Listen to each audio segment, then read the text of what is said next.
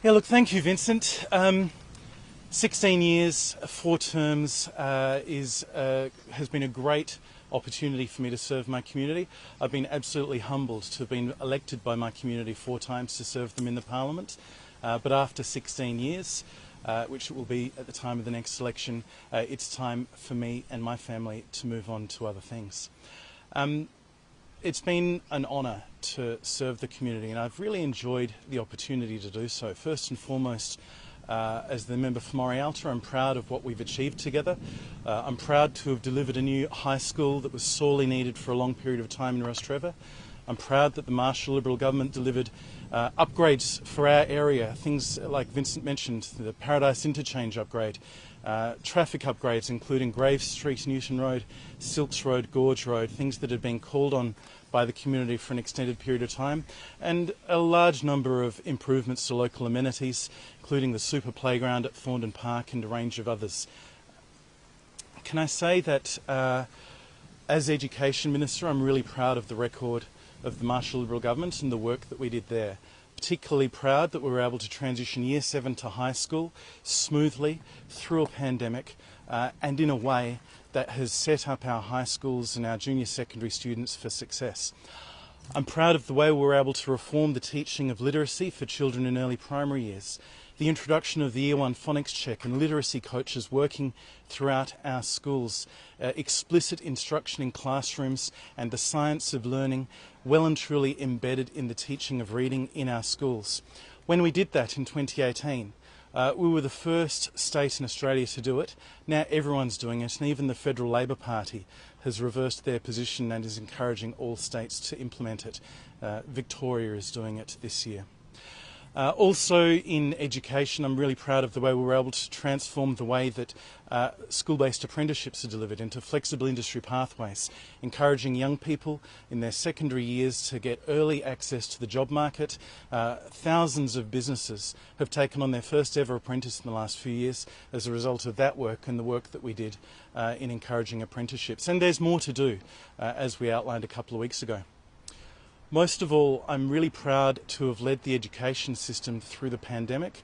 South Australia's education system, our teachers, our administrators, our principals, all worked overtime to give our kids and our communities the best possible outcomes. And I'm really proud that we had the least disruption of any education system in Australia through the pandemic, one of the least disrupted education experiences for any students around the world during those 2 extraordinary years. And I'm certain that there have been benefits to our students that have not been able to be realised in jurisdictions such as Victoria, which had such extensive lockdowns and school closures. Look, politics at its best I've found to be a wonderful avenue of service, an opportunity for me to express my values and campaign for my community. There are ways that you can help individual people dealing with problems with the government, and there are significant reforms that we've been able to deliver as well. And I've enjoyed every minute of that opportunity, but it does come at a cost. Politics is an adversarial contest. It requires wells of strength, of resilience, of indeed a thick skin.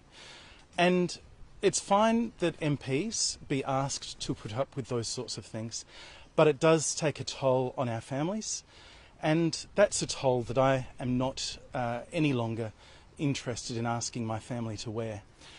I'm really excited about the opportunities that a next path can offer me and my family. My kids are 6 and 4, and I'm really looking forward to being around for more drop-offs, more pickups, and more of those special moments in life when even sometimes when you're present, the nature of the political game can mean that you can be distracted. And I want my kids to have more of me than they've had. It's been a real privilege to serve this community, and it's been a real privilege to serve the people of South Australia. I'm looking to continue that service through to the next election.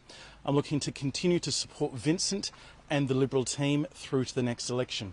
In stepping down as Deputy Leader, I'll continue to be present, I'll continue to be lending my advice, I'll continue to be representing the team at events, and I'll continue to help with the policy work required that we have well in train ahead of the March 2026 election.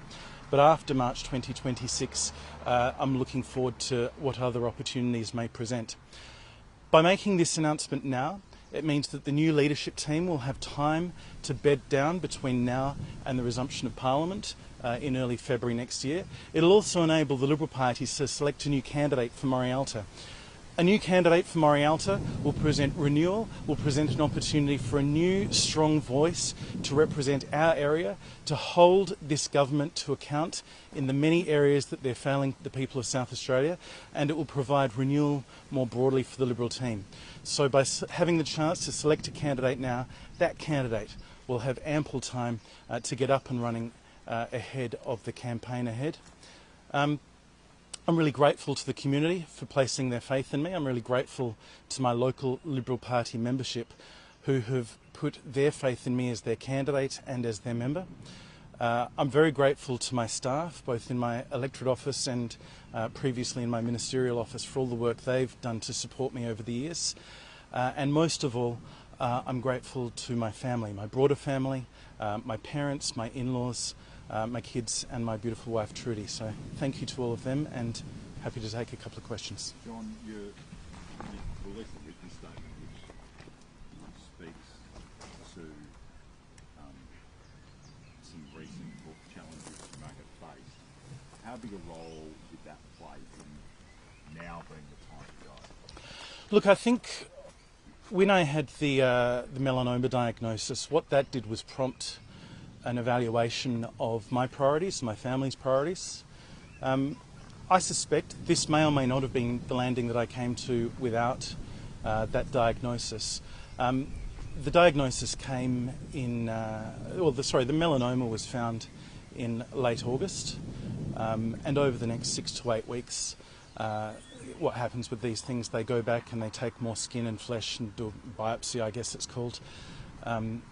And so there was a 6 to 8 week period where I had a certain level of uncertainty about what the future held for me health-wise.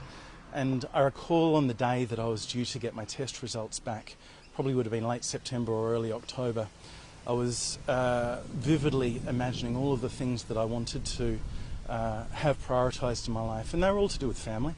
They were all to do with my kids and the things that I wanted to spend more time doing. I've had a really good run. I have been passionate about politics, and for many years I woke up every morning very excited about my day ahead. But I guess I've had the privilege of having had that service, that opportunity to be a minister for 4 years, to land those reforms, and to do what was a fairly wearing portfolio during the pandemic. So for me, I think the health issues were a prompt for me to think about priorities going forward. And beyond that, the timing, well, we were in the middle of a by-election campaign, and we're very eager to work together as a team. I've been very eager to support Vincent, and I'll continue to support Vincent as leader, and I'm very excited about what Vincent can offer the people of South Australia as a leader. And I think the broader team has a great story to tell. I'll help them tell it, but after March 2026 it'll be others continuing that race. To emphasise that family is a priority post-politics, anything more specific that you want to focus on? Well, I mean, just to put it into context, our first daughter was born within my second month as a minister. Our second daughter was born during the pandemic when nobody else could come into the hospital, but I was still getting a fairly heavy load of correspondence and messages and things requiring our attention even while in that hospital room. We were in the middle of a pandemic that was unprecedented, and that was an extraordinarily wearing time for our family. And so the last election was obviously a difficult time in that sense. Thinking about the next election, obviously the circumstances are going to be very, very different. I'm very excited about the steps forward that the Liberal Party is taking under Vincent Tasia. But from my family's point of view, it's not as if I'm at the beginning of a burgeoning career with opportunities all in front of me. I've had the opportunity and the privileges of that chance to serve, and so my priorities are probably in a slightly different place now. But doesn't your departure make it harder for the Liberal Party in South Australia to hold this seat you've held since 2010? Look, nobody's indispensable, and I'm really confident the Liberal Party has a number of really strong advocates in our local community here in Morialta. I'm certain that we will have a strong local community-minded person who will represent the Liberal Party and this area really well, and I can't wait to get on the campaign trail with them and help ensure that we do hold this seat. The fact is that there is always a time when everyone has to move on, and I think it's worth understanding yourself well enough to understand when the time is right for you, and this is the time that's right for me and my family. Are you giving up the education arts portfolios as well? Look, I'm stepping aside from the deputy leadership as soon as we can have a ballot, and in the coming days and weeks, obviously, I'll work with the leader to work out how it works best in terms of what the shadow cabinet makeup is. I think that knowing that we need to get a new candidate in Morialta is the first reason for making this announcement today. Giving the opportunity for a new deputy leader to settle in before Christmas is a good opportunity for the party, and I'll serve at the leader's pleasure in terms of what he wants to do with shadow cabinet, and we work that through in the coming days, I imagine. Does your departure have anything to do with the changing face of the Liberal Party in South Australia? Now, the Liberal Party has always been the custodian of the two great philosophical traditions that have served Australia and South Australia well. The Liberal tradition of J.S. Mill, the Conservative tradition of Burke, they have so much in common, so much more in common, in fact, than the various traditions of identity politics and factional wrangling within the Labor Party. I reckon that most people within the Liberal Party have a hell of a lot more in common than Susan Close and Tom Koutsantonis do, and I'm very, very enthusiastic to continue working with my Liberal colleagues in the lead up to the next election. What message do you think it sends, someone of your stature from the moderate side of the party to vacate the field in 2026? I think it says that John Gardner has served for 16 years, which is longer than most people do. I'm one of the 8 or 9 longest serving members of the current state team, and I've made the decision that it's the right time for me and my family to move on. It's an opportunity for renewal within the Liberal Party. It's an opportunity for someone with fresh blood and new hunger to take on the deputy leadership and give Vincent Tarzia their full support, as I have, and I will continue to do so. And it's an opportunity for us to get renewal within the parliamentary team with a new Liberal candidate for Morialta, who I'm sure will be elected in March 2026. You're worried about a vacuum with moderate leadership in the party? No. The Liberal Party is full of decent and principled and strong people of a range of philosophical makeups, but what they share in common is a hunger to support Liberal principles as defined by the Liberal Party, with both those Liberal and Conservative traditions at the front, and to take on this government and deliver better for the people of South Australia. At the heart of it, people joined the Liberal Party as a general rule because they share a broad set of values which are shared by pretty much everyone in our parliamentary team. Just with regards to your tenure back as Education Minister, I mean, you talked about the time of the pandemic and how the education system ran at that point. What about the transition? What are your thoughts now that you're out of it on the Year 7 to high school move, and now that it's been in place for what are we now, 2 years, 3 years, 3 school years?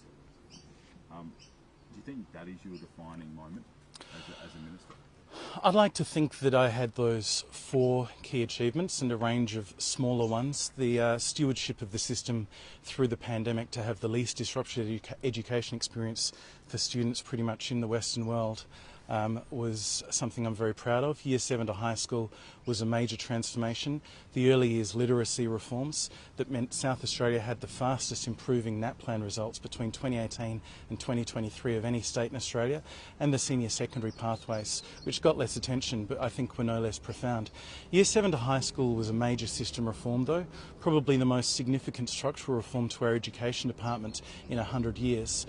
The way in which, through the support of so many outstanding administrators within the education department, so many outstanding public servants within schools, and so many outstanding South Australian educators and people volunteering in the system, I'm really proud of. There was some analysis done that was commissioned by the department in 2022. I think Mr. Kelsall might have written a story about it in Daily. But that analysis showed that I think 87% of the people surveyed who were involved with that project across schools and the education system thought it went really well. And the fact that such a significant system reform, landing 6 weeks before an election in the middle of a complicated pandemic and landing pretty well, is something that is to all of those public servants' credit and all of those teachers around South Australia. In terms of the impact that it had, it's pretty remarkable to think now that for about 9 years South Australia was behind the rest of Australia and not actually delivering it. Queensland and Western Australia were able to make the transition more than a decade and nearly a decade earlier.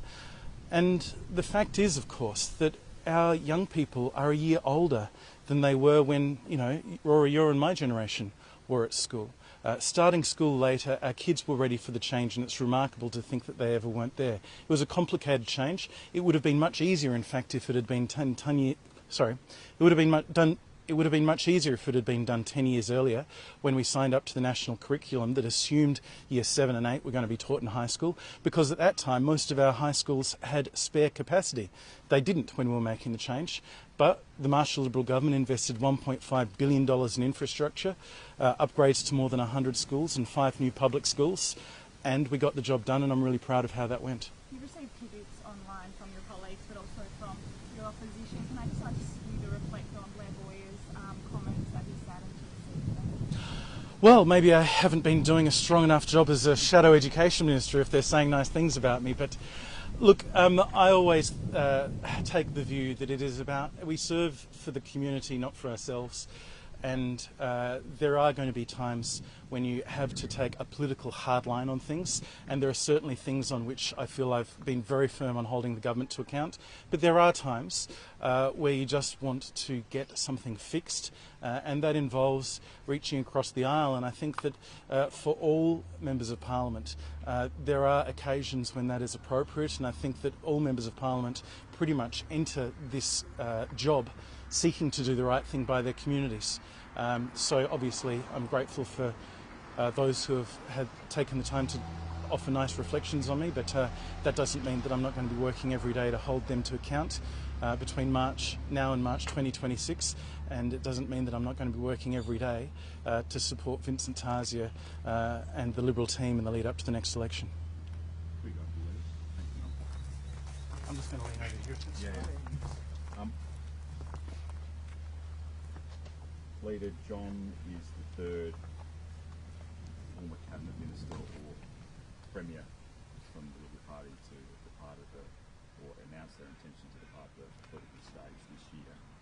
What do you think that says about the state of the Liberal Party and the state team in South Australia? I think at the moment we've got a good balance of youth and experience. John has been a very loyal servant to the party, coming up 16 years. I'm sure when John first joined the Parliament, when he took on Lindsay Simmons back in 2010, if he could have looked ahead of time and said that he would have been a successful cabinet minister and deputy leader of the party and achieve what he had achieved thus far, I think he would have been really happy with it. And look, John he's a legend of the eastern and the northeastern suburbs.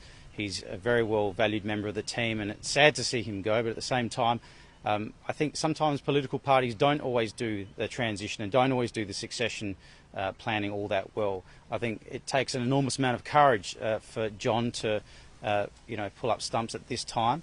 It's sad to see him go, but at the same time it also presents an opportunity for renewal in the party as well, and I think that's also very important.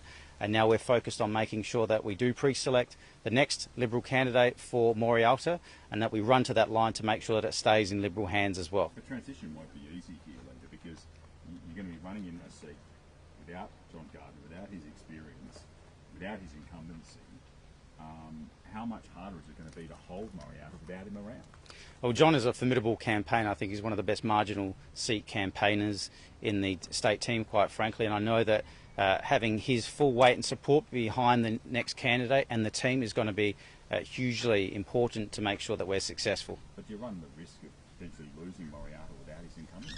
Well, we can't take anything for granted. John is a big name out here in the east and northeast, and that's why it's important that we now move on to pre-select a very hard-working candidate here for the seat of Morialta, and I know that that person will enjoy John's support, but we can't take anything for granted, especially now. What's your timeline for electing a new deputy leader? So the deputy leader, we would seek to have that wrapped up before Christmas. Of course, the timing of these things presents some some challenges, but we'll make sure that we get on with that hopefully this week. Is there going to be a shadow cabinet reshuffle? Look, there was always going to be some sort of recalibration at some point in time. I think the first priority is to make sure that we get the deputy leadership ballot, if there is any ballot, underway, and we'll do that next week.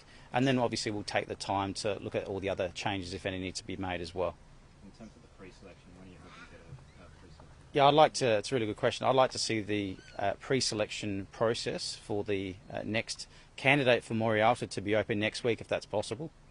It's, just on that, I mean, that pre-selection... We're Friday today, right? So. Yeah, but if my understanding is Yeah. correct, obviously, that the pre-selection process was all done and dusted for this seat, was it not? And that was a matter of, 6 weeks ago, if I remember correctly? So, I mean, this has clearly happened at pretty short notice, hasn't it? Yeah, look, these things change from time to time, but at the end of the day, we are where we are. John's made his announcement this week, so we'll get on with that pre-selection process for next week.